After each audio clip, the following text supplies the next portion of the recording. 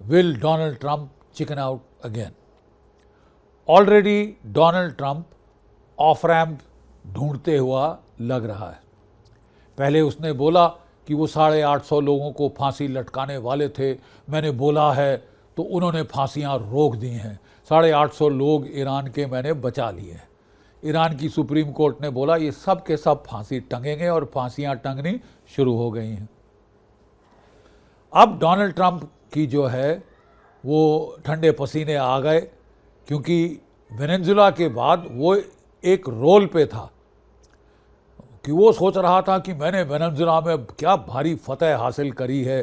Donald Trump ने Maduro और उसकी बेचारे की बीवी को पकड़ के ले आए हैं और कैद में डाल दिया है अमेरिका के अंदर।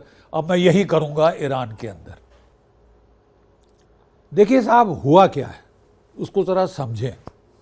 बड़ी सीधी बात है कि इस साल अमेरिका और इजराइल का प्लान था कि हम ईरान को ख़त्म कर देंगे, तबाह कर देंगे, रेजीम चेंज करेंगे और ईरान के टुकड़े टुकड़े कर देंगे एथनिक फॉल्ट लाइन्स के ऊपर। कुर्दिश इलाका अलग, अज़ेरी इलाका अलग, और बलूची जहाँ सुन्नी बलूच हैं सिस्तान बलूचिस्तान में वो अलग। इजराइल की मोसाद फोकस कर रही थी कुर्दियों के ऊपर, कुर्दिस्तान के लोगों के ऊपर जो उस एथनिसिटी के हैं, अफ़गान रिफ्यूजीज़ जो ईरान में आए हुए हैं, और Azeri.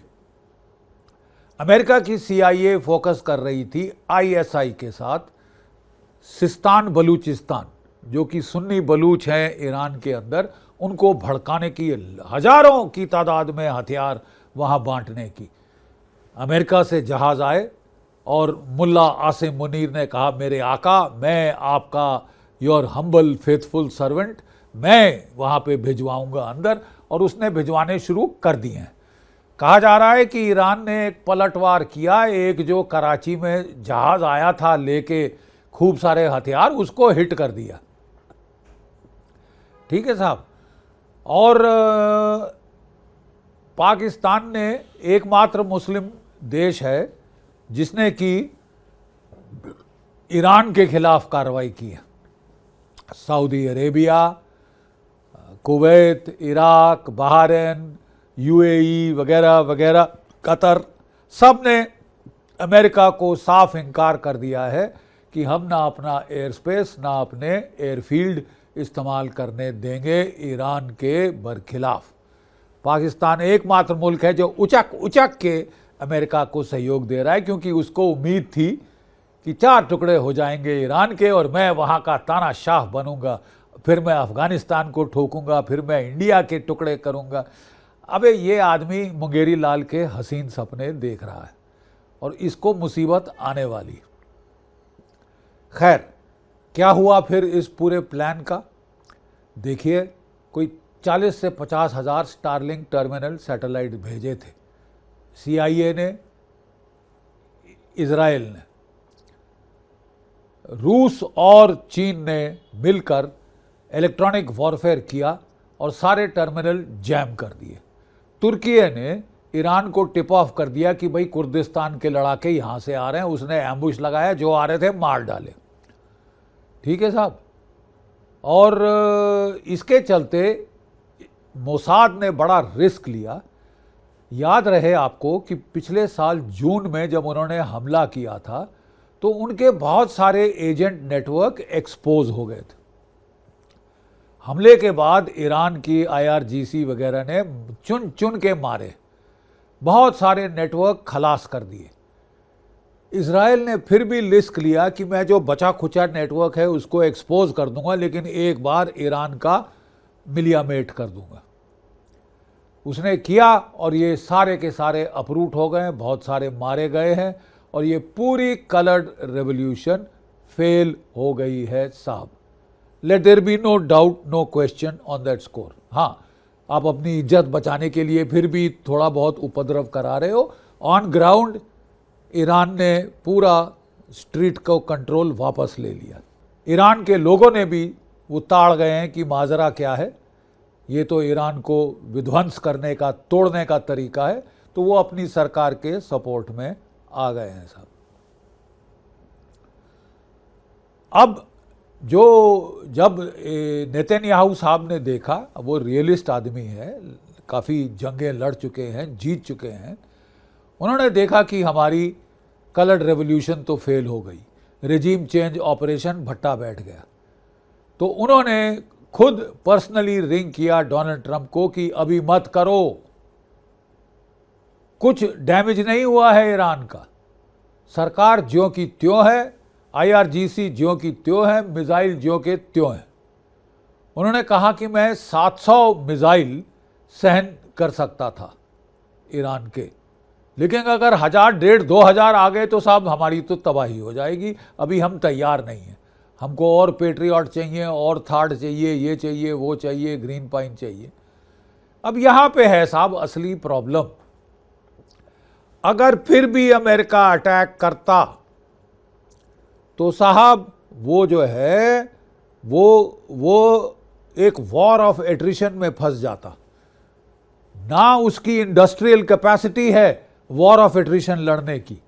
Donald Trump quick in quick out operation कर रहे हैं, ठीक है, फटाफट जाओ, फटाफट मार के भागाओ, बूट्स ऑन द ग्राउंड ना डालो, केवल एयर पावर, नेवल पावर का इस्तेमाल करो, ठीक है साहब।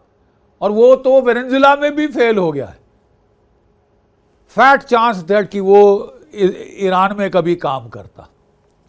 और एज इट इज नेतन्याहू साहब ने बोला भैया अभी ठहर जाओ, नहीं तो प्रॉब्लम हो जाएगी। और डोनाल्ड ट्रंप साहब को चिकन आउट करना पड़ गया। बड़ी बड़ी बातें कर रहे थे, help is on the way, आ रही है मदद, ईरान के लोगों चढ़ जाओ, खमैनी का तख्ता पलट कर दो, मैं आ रहा हूं, मैं आ रहा हूं। कुछ नहीं आया, कुछ नहीं आया। और जो भी इनके चमचे चांटे थे वहां पे वो मारे गए, ठीक है साहब। अब इसके चलते डोनाल्ड ट्रंप ऑफ रैंप ढूंढ रहे हैं। मैंने बताया पहला ऑफ रैंप क्या ढूंढा कि साहब हम तो वो 850 लोगों को फांसी से लटकने से बचा दिया, हमारा काम पूरा हो गया, अब हम बातचीत करेंगे। फिर जब उनके लोगों ने बोला कि साहब नाक कट गई, साहब नाक कटा दी, ट्रंप चिकन्स आउट अगेन हो गया है दुनिया भर के सामने कि बड़े चढ़ रहे थे एक कमज़ोर देश को पीट के, वेनेजुला को, और जहाँ ईरान जैसे ताकतवर मुल्क के साथ पंगा लिया तो लेने के देने पड़ गए, ठीक है साहब। अब तो है इज्जत का सवाल हो गया। तो जो chairman joint chiefs of staff हैं अमेरिका के, उन्होंने डोनाल्ड ट्रंप को सलाह मशवरा दिया कि साहब अगर फिर भी कुछ करना चाहते हैं तो फिर आपको इंतज़ार करना होगा, फोर्स बिल्डअप करना होगा। फोर्स बिल्डअप किया। रूस ने किंजाल हाइपरसोनिक मिसाइल दे दिए, कुछ हाइपरसोनिक मिसाइल ईरान के पास ऑलरेडी हैं। चीन ने कहा मैं साहब सरफेस टू एयर मिसाइल अपने HQ-21 जो कि S-400 के बराबरी के मिसाइल हैं वो दूंगा साहब आपको, हम नहीं जाने देंगे ईरान को डाउन अंडर। होगा साहब, अमेरिका को फ्री पास नहीं मिलेगा। और साहब इसके चलते तो डोनाल्ड ट्रंप को अब खतरा है कि जो एब्राहम लिंकन एयरक्राफ्ट कैरियर आपने दौड़ाया है साउथ चाइना सी से, जो पहुंच गया है वहां, अगर ईरान ने किंजाल मिसाइल फायर किए, अपने हाइपरसोनिक मिसाइल फायर किए, तो वो Abraham Lincoln bottom of the sea पहुंच सकता है, cruisers destroyers bottom of the sea पहुंच सकते हैं, भारी जानी माली नुकसान होगा, नाक कट जाएगी दुनिया भर के सामने कि शेरों की तरह दहाड़ते गए, चूहों की तरह वापस आना पड़ा। तो ये अब इनको गवारा नहीं है, अब इनकी इज्जत फंस गई है साहब, दाव पे लग गई है। यहाँ तो जाना नहीं चाहिए था, अब जब गए हैं तो कुछ करना पड़ेगा, ये वो सोच रहे हैं। लेकिन साहब कुछ करना पड़ेगा। ईरान ने भी साफ बोल दिया है कि साहब इस बार अगर आपने कुछ किया तो आर पार की जंग होके रहेगी, हम तो डूबेंगे सनम, तुमको भी ले डूबेंगे।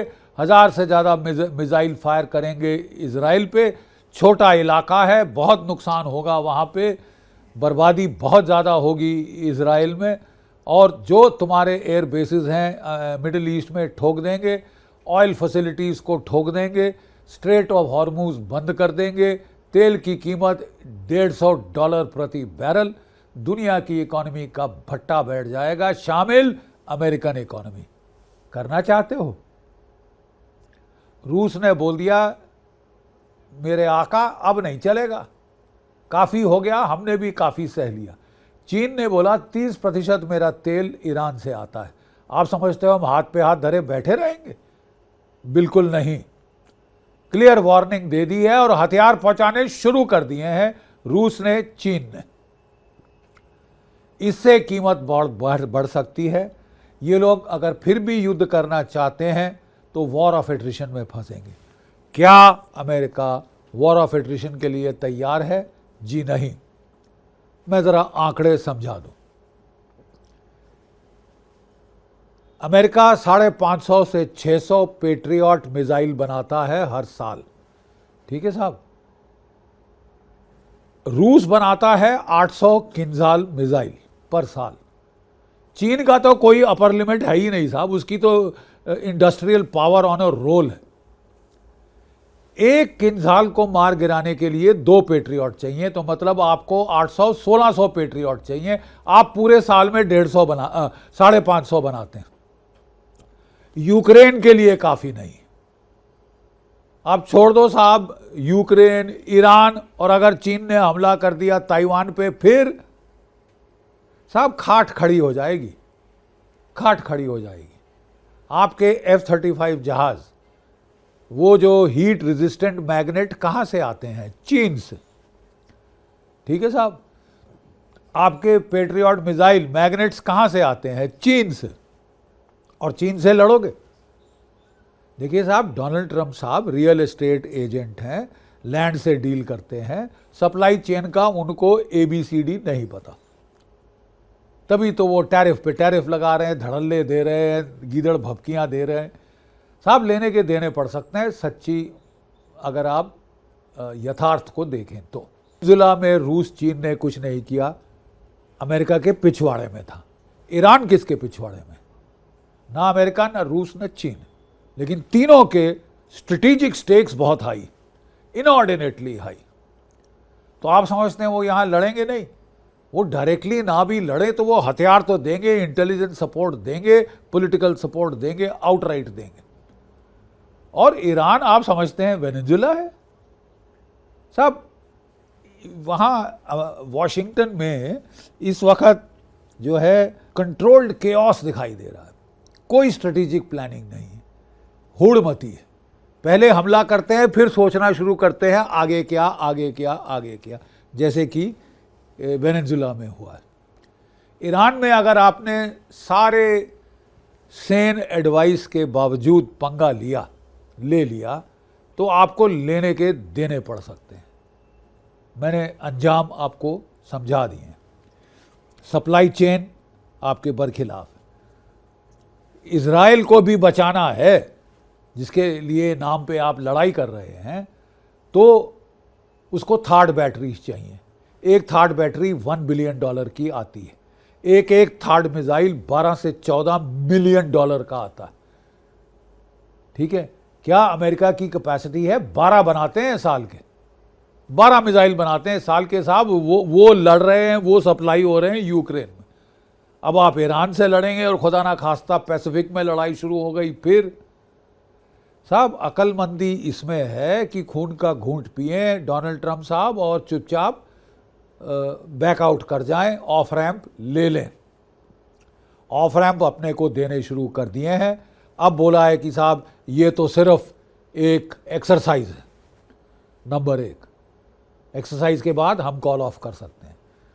दूसरा ऑफ रैंप कह रहे हैं छोटा कि साहब हम जो है अटैक नहीं करेंगे, ब्लॉकेड करेंगे, जैसे चीन धमकियां देते आ रहा है ताइवान में, जब करना नहीं चाहता या करने की क्षमता नहीं, ठीक है साहब।